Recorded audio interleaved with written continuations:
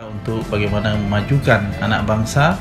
Tafaqquh Fiddin Dumai adalah institut atau perguruan tinggi satu-satunya berlevel institut yang ada di Kota Dumai dan merupakan institut swasta pertama di Provinsi Riau. Kita memiliki keinginan yang kuat untuk memajukan pendidikan, terutama pendidikan agama Islam di Kota Dumai.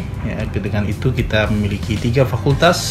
Pertama, Fakultas Ekonomi, Fakultas Hukum atau Syariah, dan Fakultas Pendidikan atau Tarbiyah.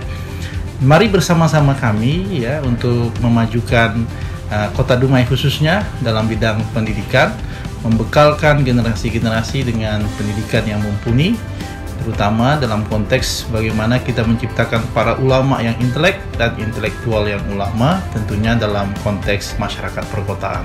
Sekali lagi saya menghimbau Bapak Ibu semuanya yang memiliki generasi-generasi terbaik Kota Dumai yang ingin menjadi para ilmuwan, para praktisi baik dalam bidang pendidikan Islam maupun dalam bidang ekonomi Islam dan hukum Islam. Kami menyediakan program-program studi tersebut dengan dosen-dosen yang cukup handal.